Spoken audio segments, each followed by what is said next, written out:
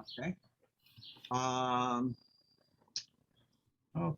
Nice if you can move the camera so we can see your whole face. Well, this camera, it sticks on top, as you know, it sticks on top of the screen, and I can't get it to bend down enough. I can see all of you now. Can you move back a little bit? Maybe sit on your desk or something. But then you can't read your notes. Well, I don't have any notes.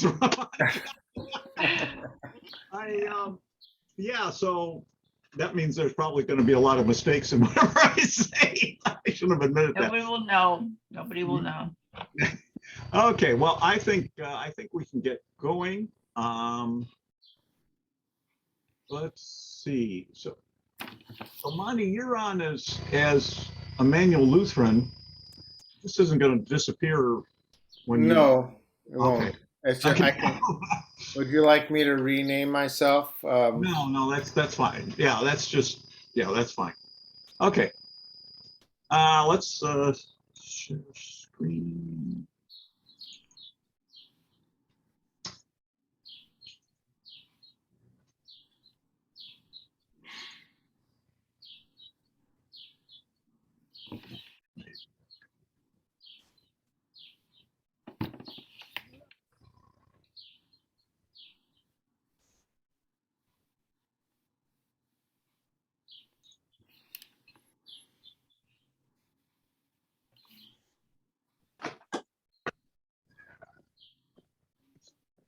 So I've got to get the thing going before I share screen, sorry.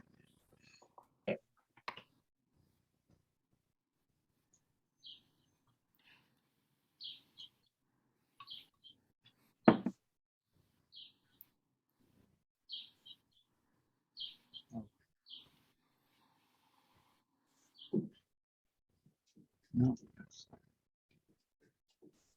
Okay, I think what I'm going to have to do here. Sorry about the technical stuff here, folks.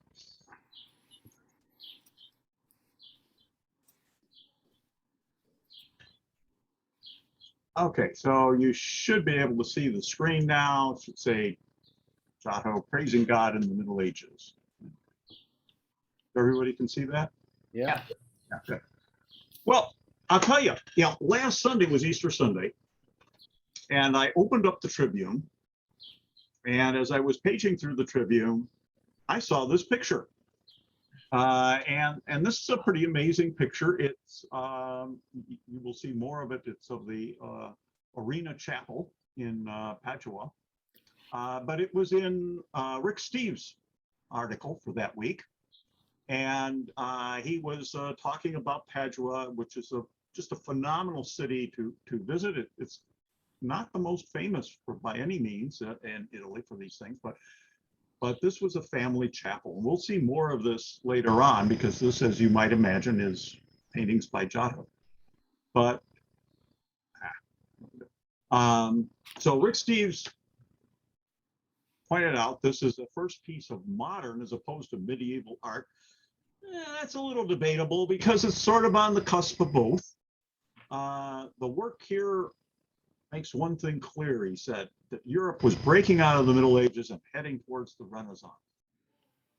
And so what we see in this, in these paintings is Giotto placing real people in real spaces, expressing real human emotions. And that was not true of most of the Middle Ages. People were starting to move towards it when Giotto was alive, but he really led the way. The frescoes in the Arena Chapel are radical for their three-dimensional effects, for their lively colors, for their light sources, how it's all put together, all of that sort of technical painting stuff. But what really makes them good, I think, is their humanism, that we see real emotions being expressed. And so we'll see that a little later. Well, this wasn't the first time that Giotto had made it into a commentary by somebody. Dante in Purgatory says the following. He says, Cimabue thought to hold the field in painting, and now Giotto hath the cry, so that the fame of the other is obscured. So one of the problems, I guess, of Chinabue, and who was Giotto's mentor, was that his pupil outshined him. He went past him. So this is Giotto di Bondone. We have a picture of him. Everything you look at will have this picture on it as being a likeness of Giotto. It was painted 200 years after he died and has, who knows, what resemblance. So almost every aspect of this guy's life is subject to controversy. His birth date, his birthplace, his appearance, his apprenticeship, the order in which he created his works, whether or not he actually painted the frescoes in the Basilica of St. Francis, and where he's buried.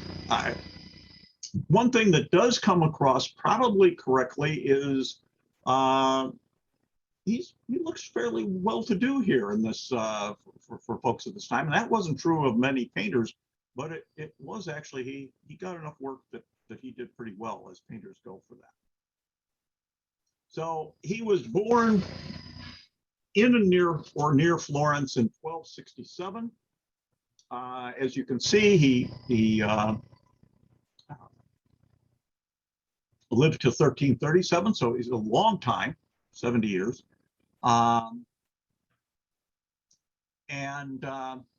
His father grew crops and raised sheep. That's the general speaking, but there are some sources I read that said he was a blacksmith. So there's some controversy there. His early chroniclers recorded that at the age of 10, he was looking after the sheep, and that Giotto was drawing them with a sharp stone on a piece of flat rock. And Chinabue, who was a famous painter at the time, happened to be passing that way, and looking at the child's ability and everything, convinced the father to let him in, join him in his workshop. That's the story. The reality is probably that in Giotto's boyhood, a lot of the country folks were starting to leave the land and move into Florence. Not quite the separation that we have today. Still, most people were on the land, but Florence was a real magnet, and you could make your fortune in Florence. Bondone was probably one of them. He sent his son Giotto first to work in the wool guild, which would have been a very prosperous profession for him. But he decided later, being aware of his talents, to move him to Chinabue's workshop. So he was trained by at that time, the premier artist, which, as we see shown. There's a couple of other stories that are just kind of fun to read. A lot of these things. Stories about Giotto written by Vasari. Now, Vasari wrote, again, about 150, 200 years after that. He was a contemporary of Michelangelo and that group. And he was an artist, but he was also probably best known for his book about other artists. And he has these stories. He says on one occasion, when Chinabue was absent from the workshop, Giotto painted a remarkable lifelike fly on the face of a painting. And when Chinabue returned, he actually tried to brush the thing off because he couldn't tell it wasn't a live fly. Love stories like that. Another one, when Pope Benedict the 11th sent a messenger to Giotto asking him to send some drawings to demonstrate his skill, as maybe getting a commission from the Pope, that type of thing. Giotto drew a red circle that was so perfect that it seemed as though he must have drawn it with a pair of compass. And he instructed the messenger to give that to the Pope. The messenger thought he had, been made a fool of, that this wouldn't be very good, but he brought that along with several other artist drawings back to the Pope. When the messenger related how that Giotto had made the circle without moving his arm and without the aid of a compass, the Pope basically said, well, Giotto's skill is greatly surpasses those of his contemporaries, and maybe we should hire him. And he did do a number of things for the Pope as well, but I won't be showing you those today. Well, what are we looking at here when I say that he's on the cusp of going from medieval art to Renaissance art? And here we have a medieval painting on the left and the Renaissance School of Athens by Raphael on the right. And we can compare these two paintings. If we look at the medieval one and we look at the people, they all look pretty much the same. They're all the same height. They have sort of a stick figure nature to them. The space that they are in doesn't have any perspective. It doesn't look real. And they almost seem like, some of them almost seem like they're floating because of that. The topics of medieval art were almost always religion. And there's no signature on this because artists didn't sign their works in medieval times for the most part. They were considered to be workmen, not artists in the sense that we think about them now. And of course, that thinking about them, that's what comes with the Renaissance. For the Renaissance painting, we notice that things are really quite different. The people and their faces, they're all different. They're all real people. They have bodies that look like real bodies. We have depth perception, and on the image on the right, you can see where the vanishing point is, and how that works. So people and objects closer appear larger, and then they fade in the distance when they appear smaller. You get all of that going on here. And people in the painting are not, this painting obviously is not a painting that is one of religion per se.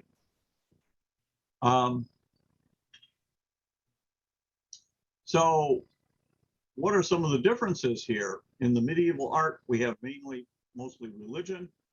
It's focused on creating symbols for the Christian church, for symbolic representations as opposed to realistic representations of particular events to tell stories to the mass of people who, of course, could not read. Once you get to the Renaissance, you have a big focus more on realism, on portraying things the way they really look, on using perspective. The focus isn't necessarily on religion, although there obviously were a lot of religious topics done. And we see real human beings. So we have an attention to detail, more heavily during the Renaissance.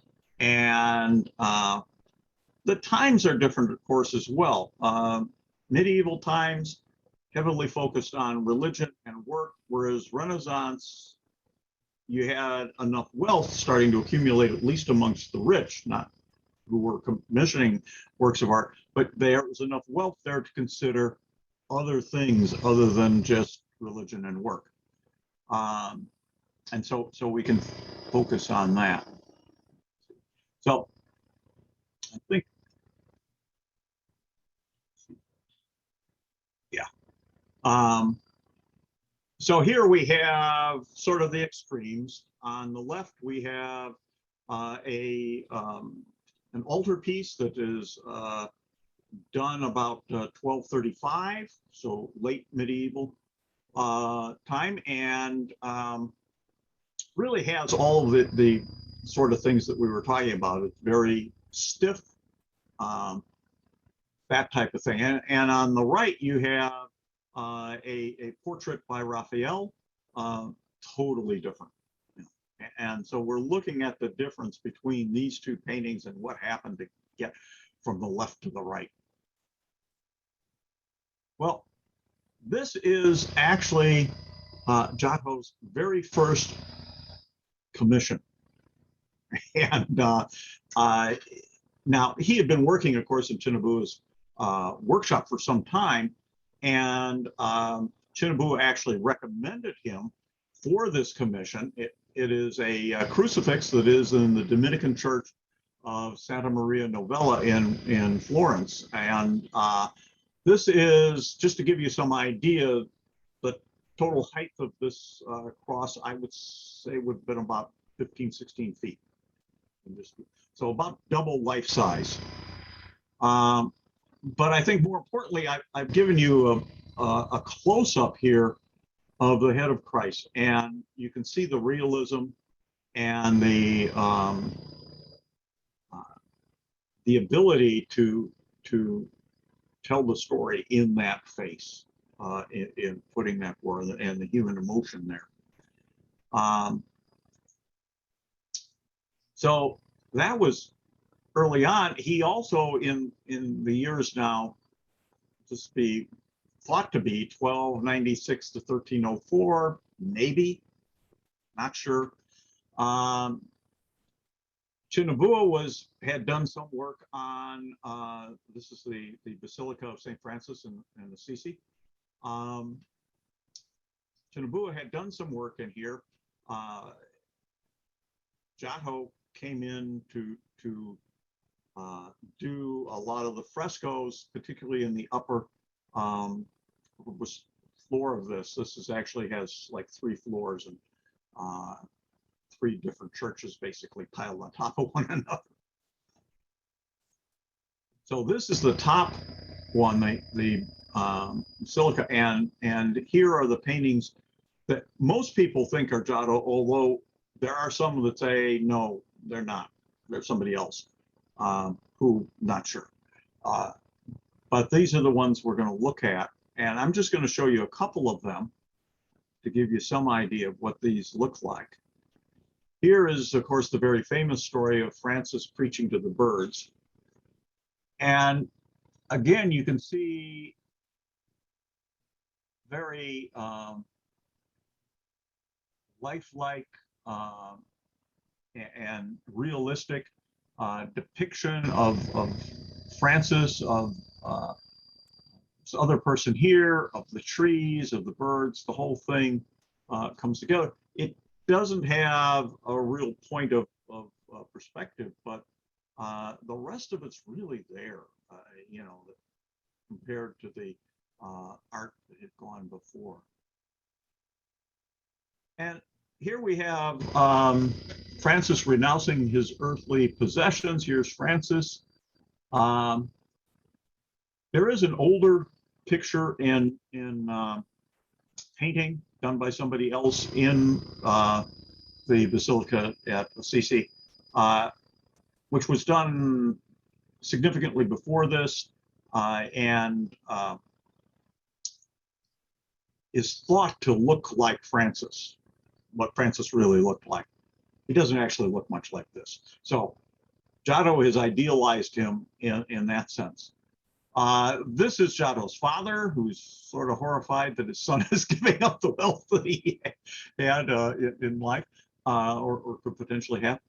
But you can see, you know, a number of different folks here, different sorts of faces, and that sort of thing. The other thing that's interesting is you've got buildings back here, and they're not totally realistic buildings, but they're much more realistic than a lot of things, because very often in medieval paintings, of course, something that was important would be bigger.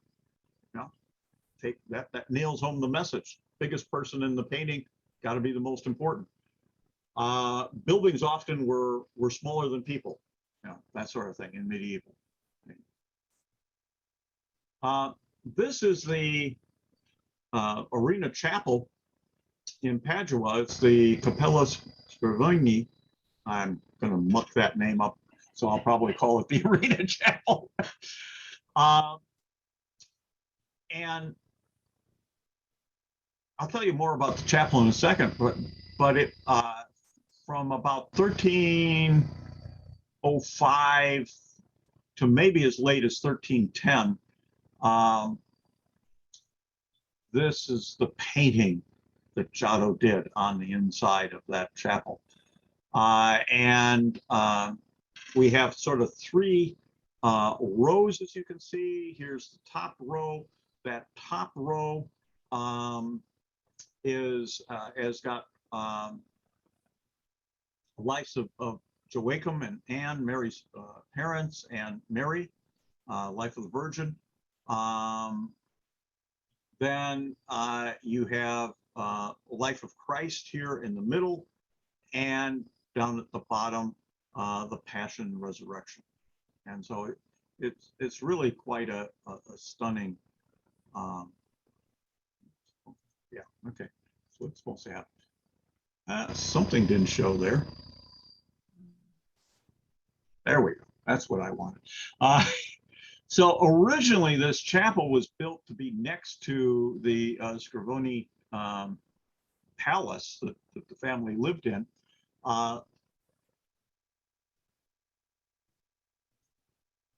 And that obviously has long since changed. That palace isn't there anymore. What is there? That's what I meant to say. Sorry, I'm going to go back one. This is what it looks like, obviously, but there is, and you can't really see it from here, when you go in to see it, there's an airlock, basically. And this is the type of thing that you're starting to see. You'll see the same thing at Leonardo's Last Supper, where the Italians particularly, and others as well, are trying to protect some of these from damage, from moisture damage, for example. And so when you go to visit, you go into one glassed-in room, doors close, the door opens on the to the outside, you go in there, it closes, you equilibrate for 15 minutes with dry air coming through. Then another door opens, you get to go into another room, and then into the chapel. And so the chapel doesn't get the pollution or the wetness in the air that could cause damage to the paintings. So it's modestly sized. It's 43 feet long, 28 feet in width, and 43 feet high, same length and height.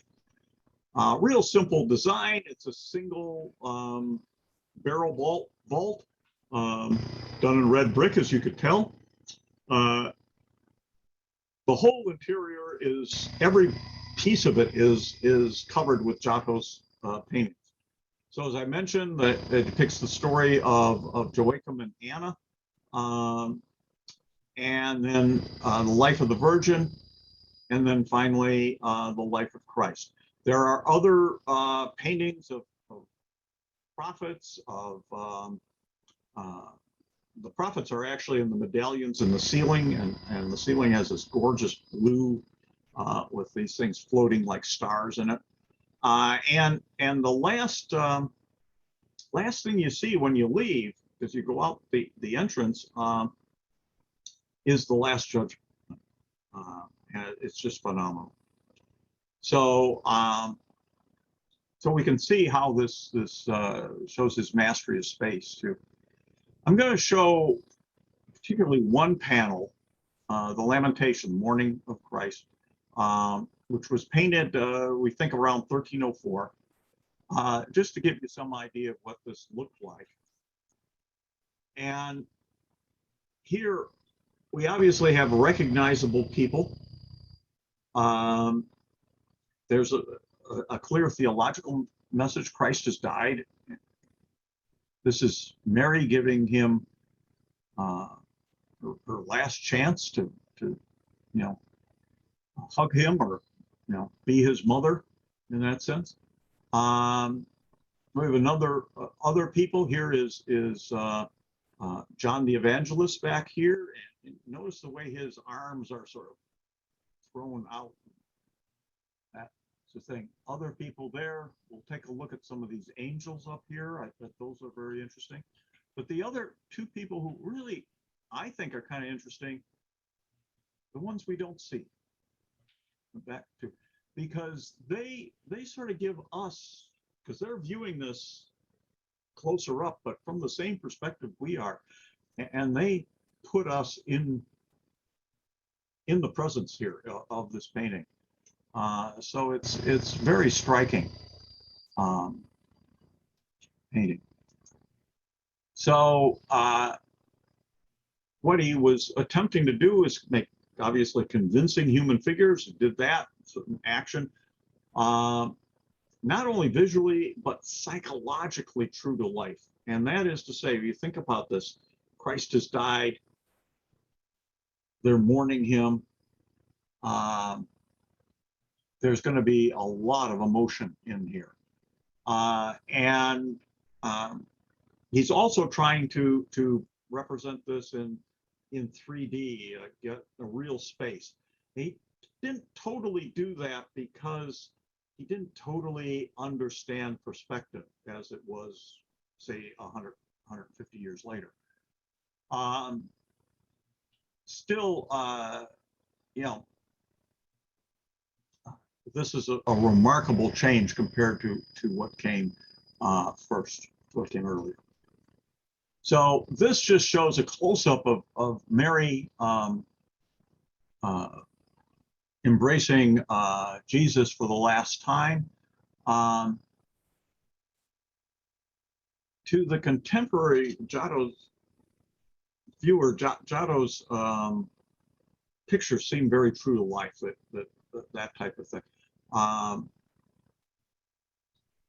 And he replaced traditional backgrounds, the ones that the church has sort of always said, well, you got to draw it this way, with real landscapes. And you can see that in here. And we've seen some drama. I mean, St. John the Evangelist gesturing with his arms, this picture of Mary embracing Jesus, little more emotion than that. But where we see the emotion the most, I think, is in the angels up here. Angels, of course, are common in medieval iconography, but they've been humanized here. They each have individual faces. They're exhibiting human emotions. They're wringing their hands. They're crying. They're fluttering around wildly. All of this to try to express the anguish of Jesus's death.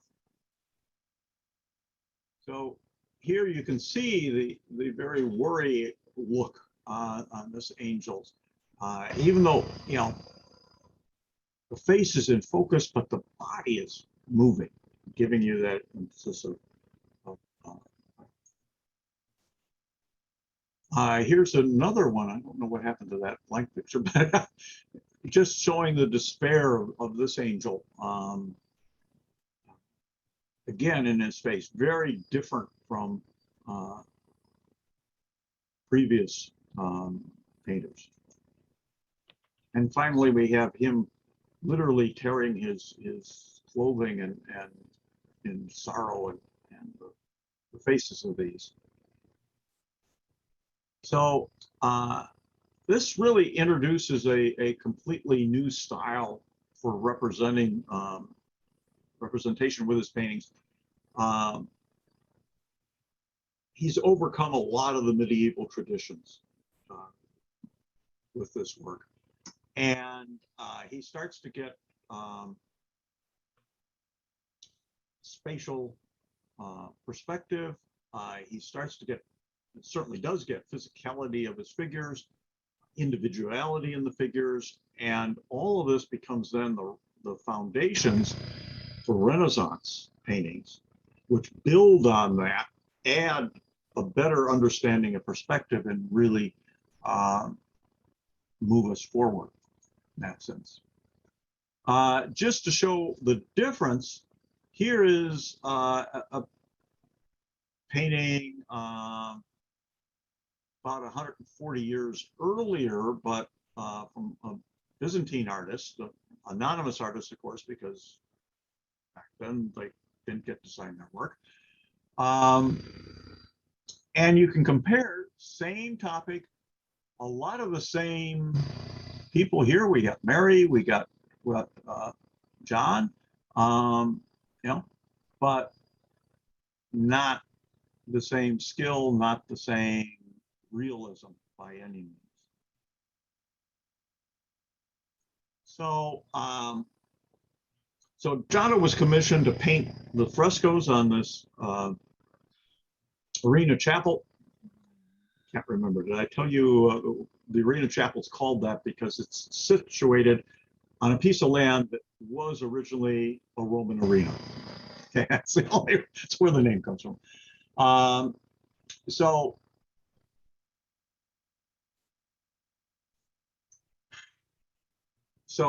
they wanted in this a concept of sin, of judgment, of punishment, which were central to late medieval paintings, and particularly to this one, they wanted to have also some redemption in it. And why is that? Well, you got to think a little bit about who's giving this. It was commissioned in 1302 by Enrico Scaravagni with a focus on the Last Judgment.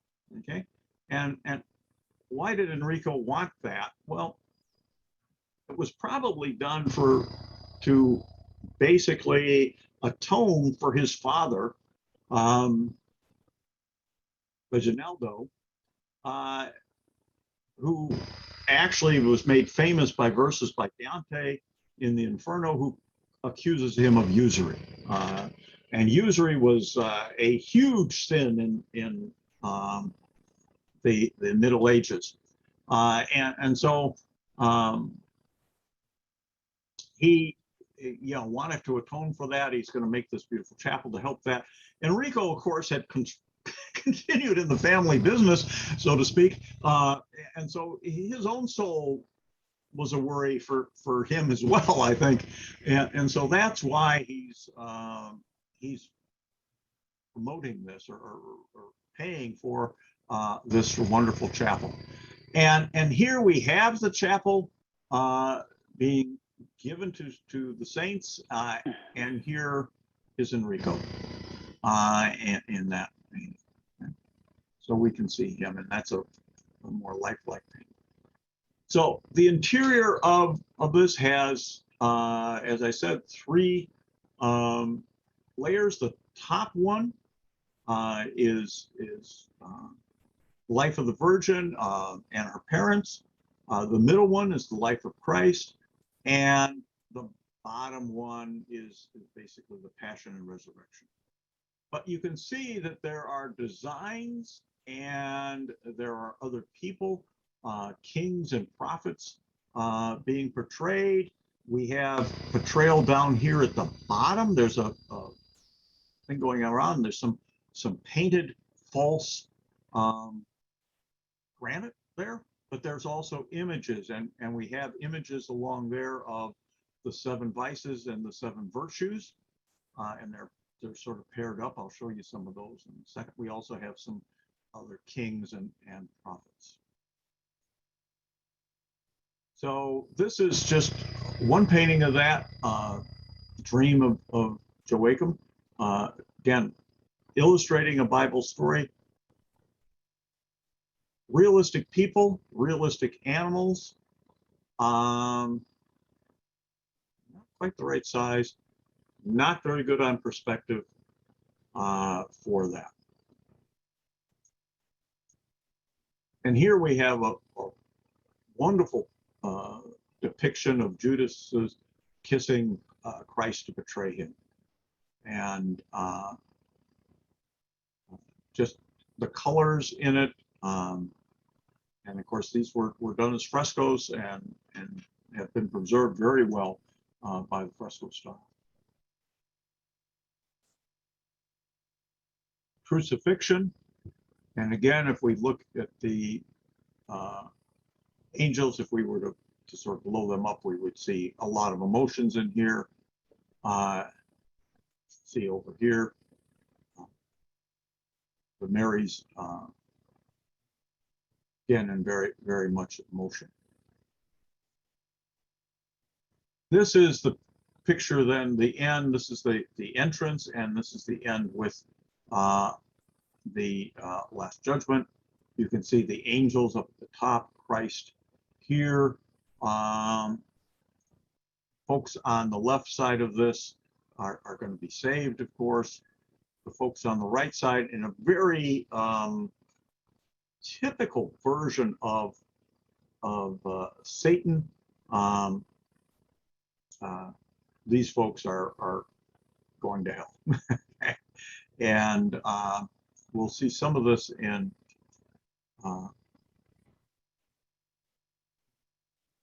Wolfson. Here we have the Nativity Scene. Again, a structure which is not totally realistic, but more realistic than some of the things that have gone previously. Certainly, again, a lot of emotion in faces, particularly for the angels, but the Holy Family is well portrayed there. Here's the ceiling, and you can see that we have a whole variety of different, and I don't know which here, prophets and kings up here. We've got Mary and Jesus. But it does give you the idea of the sky. That's common too in medieval ceilings. Here is a close-up study of Satan. And the reason I wanted to point this out, this diagram is almost, well, is very similar, I should say, to the earlier medieval one that is in the baptistry of Florence. So that's a diagram that or a painting that Giotto would have been very familiar with. And he's done some very similar themes here for that.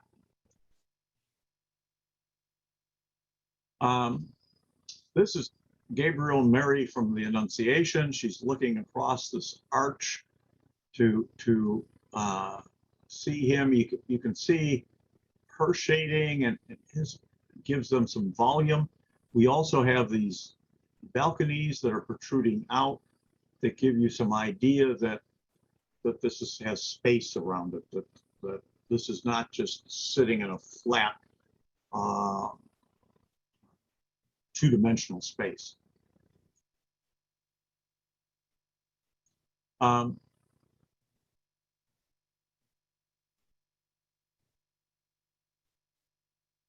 This is many ones, but I wanted to introduce really what we have here is a commentary on government, and we have two types in Italy at the time, princes and popes that ruled authoritarian states, and republics which were a little more democratic, and we have some illustration of that over there. But we have the virtues, the four cardinal virtues, prudence, temperance, fortitude, and justice, and theological virtues, faith, hope, and charity. And the vices, or deadly sins, pride, covetousness, lust, envy, gluttony, anger, and sloth. These are all portrayed as sort of right next, counterpoint portrayals of these in here. And here we see charity and envy, and one gets the consequences, if you will, the snake of sinful behavior.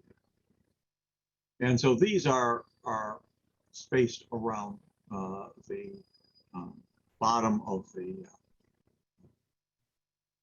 paintings as well. Well, I wanted to show you a later work, actually. This is done around 1320. It's a altarpiece or triptych for cardinal. And again, now you have the gold, which is what the church wanted all these things to be portrayed with. but you do have very realistic people in here. And Cardinal in the center here is not bigger. Well, he is. So, yeah, in some ways it's beautifully done, and in some ways it's a little bit of a step back from the other ones that we've seen. So an interesting piece, but later in life. Now, this is the cathedral in Florence, as most of you may recognize. And you're thinking, well, why am I talking about Giotto here? Because he did not paint inside this cathedral. What he did do, however, was design the bell tower. And he actually built the first third of it out up to here before he died. And it was finished by others. Certainly the second chunk, very much in his style. The third starts to move away from what he had originally planned. But, you know, a very good, like so many other artists at this time, a guy with more than just painter. That was his main thing, but he did other stuff too. And so we see him building this bell tower. That bell tower is 278 feet tall. It's about 49 feet across. It is, I think, one of the prettiest bell towers that I've seen in Italy. So it's clad in white, red, and green marble, just like the cathedral is. The outside of that cathedral is absolutely gorgeous, and they've done the same thing. When he dies in 1337, he completed only about the first third of this, and this was continued on primarily by Pisano, and completed. So what sort of things can we say are characteristic of his work? There's a whole list of them. He's got an illusion of space in there that's very important. Excuse me.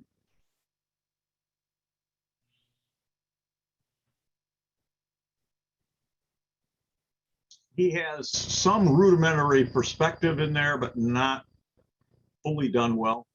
Certainly naturalism and clarity of composition. It's not as cluttered as some of the others. Some degree of three-dimensionality in it. But most important, I think, a more humanistic approach. He wasn't an anatomist like Da Vinci or Michelangelo. He didn't understand anatomy in that sense, but he certainly made a big advance from what had gone before. So a lot of possibilities here, or a lot of things which he brought to the table. He had a lot of influence. You know, Leonardo, Michelangelo, Rembrandt, Goya, none of them really had their own school of painting. Giotto did. He influenced his pupils, many of whom then became major artists in their own right, although we'll see it died off a little bit. By the time of his death, he had promoted a radical change in the prevailing style of painting. So we get rid of the sort of stylized Byzantine, where everybody's lined up looking straight at you type of thing, into a much more natural, realistic view of what's going on in the world. And after him, things changed. They go that way completely. So he dies in 1337, and start of the Renaissance very often is said to be when Lorenzo Ghiberti redid the door panels for the baptistry in Florence. And these door panels are now referred to as the gates of paradise. And you can see how one of the doors looks here, and then this view here is over here showing more detail. And now you can see in this, you know, a perfect understanding of perspective. People in front are bigger, people in back are smaller. The detail is totally realistic, and we've really come a long way in terms of what we got. So the question is, if Giotto was going in this direction, why did it take so long? Well, this is, I said, about 25 to 52. This is a statue done in 1440. This would be maybe the other piece you would pick as hey, this is the start of the Renaissance. This is Donatello's David, really, really different than Michelangelo's David 100 years later. This is the first freestanding nude sculpture since ancient times. So that's what makes this sort of split. So why so long between Giotto and the Renaissance? Why 100 years? And I think there's some real important reasons. First of all, shortly after Giotto's death, there was an economic crash. A lot of the people who were funding Giotto lost their fortunes. And so art no longer becomes a priority, even in Florence, where people loved art, but you know, if you have hard economic times, you're going to put food on the table first before you make art. And that was clearly there. But in 1348, not too long after Giotto dies, Florence is struck by a much greater disaster, and along with most of Europe, it's overrun by the plague. And about a third of Europe's population dies during that plague, and half of Florence's. Another thing that happens at this point in time, Siena was building a new cathedral that was going to be absolutely humongous. And all they ever got built was the narthex. So if you go to Siena now, the cathedral you see was supposed to be the narthex of the cathedral they had planned. Didn't happen. So during Giotto's time, the church's grip on worshipers was loosening. You know, people were getting a little more freedom. We're moving away from just the standard way they thought about religion. And so many, when the plague came, saw that as a punishment from God. They thought, okay, we were going the wrong way. We got to turn around and go back. And to basically a more unbending religion. And so what little art was prepared during that time, was produced during that time, really shows mainly misery and that type of lamentation. When the plague entered, and of course it took some time, it took some time for civilization to recover, then you have artistic realism being rediscovered, and Giotto's work being rediscovered. And it's interesting to note that Raphael, Leonardo, Michelangelo all spent time in Florence and studied the works of Giotto. So there was a lot of works in Florence. Okay, that's all I have. I don't know how, well, not bad in terms of time. Okay. Do we have questions or anything? If you're muted, you have to unmute yourself. Why, did I put you all asleep? Well, I think, Ken, you're absolutely correct in your assessment of Giotto. He is the transition point from medieval art to the Proto-Renaissance. One of the things we often overlook is that Roman culture really collapsed in the 5th and 6th century. And there had been a tradition of painting that was very, very strong in Roman art, and it was lost completely. And since there was nothing indigenous going on, the people who were craftsmen but artists in a sense turned to the Byzantine world for examples. And that's why you have Byzantine art is predominant in Europe for about 200 years. And Giotto is important because he manages to create something new out of what was left of the old Roman culture. Yeah, you're absolutely right, Richard. If you look at, and the Byzantines, of course, had under Justinian had come back to Italy. In Ravenna, they had a Western capital, if they will. And the artwork there really dominates a lot of the thinking for some time, really. And that is very, you look at that and it's very, everybody's staring straight at you. It's sort of like your pictures up here. You're all staring straight at me at the moment. And all in sort of a very somber style. Other questions and thoughts? Well, just a comment. The pictures themselves, the colors are quite striking, especially the use of blue. And the other thing is depicting the gathering of the people around some of the scenes or vignettes, if I would describe them. You could definitely tell that some people were designated as being more holy, if you will, with the auras and the halos. And then there was those individuals that looked like common people that seemed to be pulled into the scene. So you had the holy people, and then you had the more common people who were viewing all of this. And I just think the way that things were positioned in the frescoes and the paintings was very unique. Yes, it was certainly for the time. It was interesting to see that they added some animals in the pictures.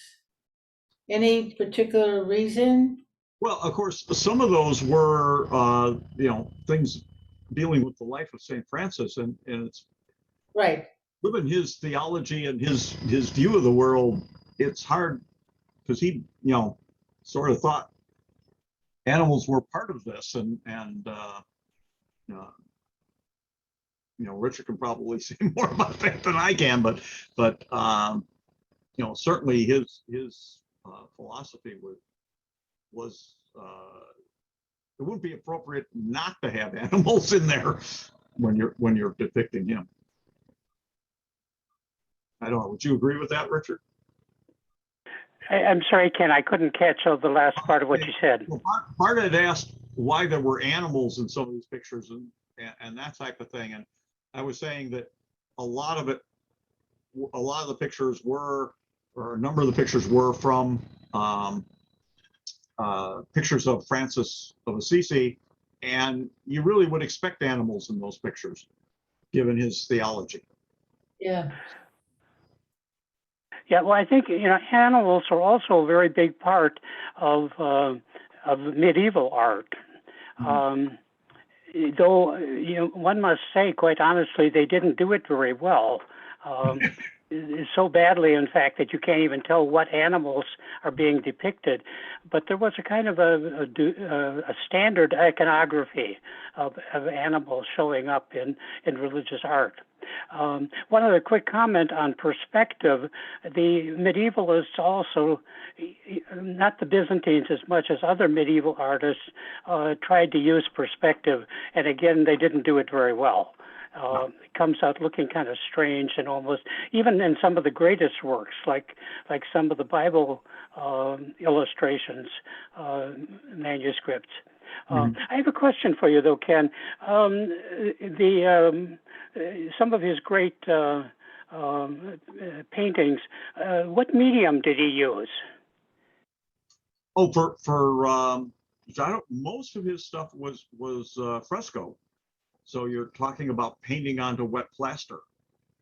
Okay, so because oil painting had not been developed at that time. This was all of the things I showed here were well, not the only thing that wasn't, I think, would be the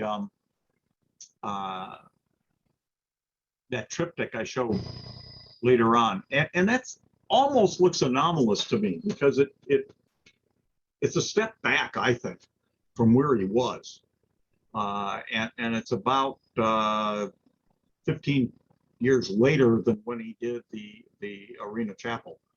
But yeah, all the Arena Chapel and the St. Francis series and a lot of those are frescoes. He also painted on wood. So the cross that I showed from Santa Maria Novella, that was painted on wood.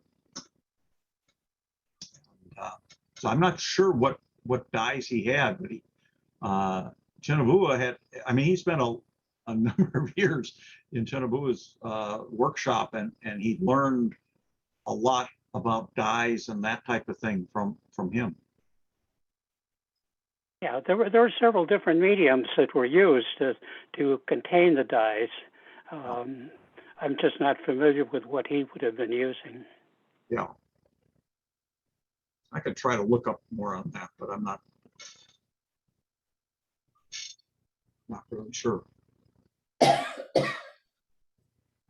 Thank you very much, Ken. It was very interesting, as always. Thank you for presenting. thank you all. And I think I should have printed out the schedule in front of me. I think we're not meeting next week, but the week after. I believe, Richard, are you talking, I think? I'm planning on it, yes. Yes. Not next week, but the week So after. I have 2 sessions coming up, and it's dealing with religious developments in Scandinavia, primarily in the 19th century. Mm-hmm. And then after that, I will be taking you into 2, my presentation, not actually taking you there, 2 cathedrals, one in Strasbourg and one in Cologne. 2 absolutely gorgeous pictures I can enjoy seeing. For taste, I don't know how long the Willis Sears Tower was the top building in the world, but it wasn't very many years. The cathedral in Strasbourg was the tallest building in the world for 900 years. And it's really an amazing structure, and both of them are. So we hope, Richard and I and the other forum staff hope that you'll all be there, and we'll be sending out stuff as we get closer to those presentations. Thank you, Ken. Okay. Thank you very much, Ken. Unrecord. Thank you. Stop the recording, honey. Let's see. So I've got to hit record. No, that's not. Here we go. You all look very well.